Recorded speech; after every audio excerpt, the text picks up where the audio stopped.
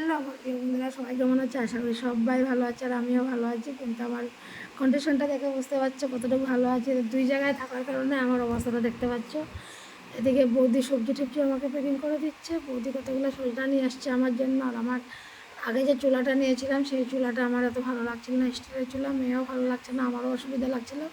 তো তাই ওই চুলাটা বৌদি নিয়ে নিয়েছে আর এটা আমি একটা নতুন কিনে আনলাম।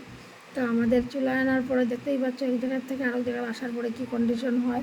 তো চুলাটাকে মনীষা রানী আমাদের উনি ঠিকঠাক করলো, ফিটিং করে নিয়েছে সুন্দর করে।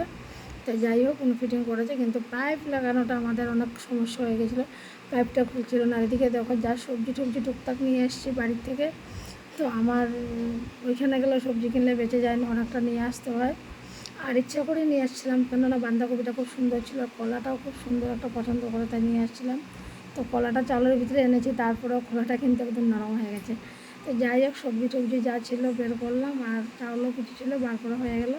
তো এইখানে ব্যাগের মধ্যে বৌদি আরও কী কী প্যাকিং করে দিয়েছে দেখতে পাচ্ছ।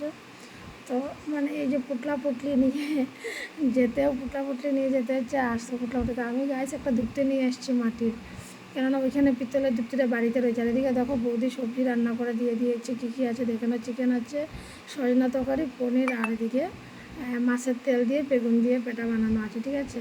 তো গাইস এদিকে মানে জিনিস মানে দেখতেই পাচ্ছ কতগুলো গাট্টি ফুচকা নিয়ে এসেছি আর কতগুলো মিষ্টি আলু নিয়ে এসেছি। এখানে শিলচর মিষ্টি আলুর প্রচুর দাম, আমি 15 টাকা কেজি এনেছি। তো শিলচর দেখলাম 30-60 টাকা কেজি। তো যাই হোক, তো মোটামুটি একটা আটানো হয়ে গেছে। তো অতটা সহজ ছিল না ঘর আটানো, তো কী করব বলো।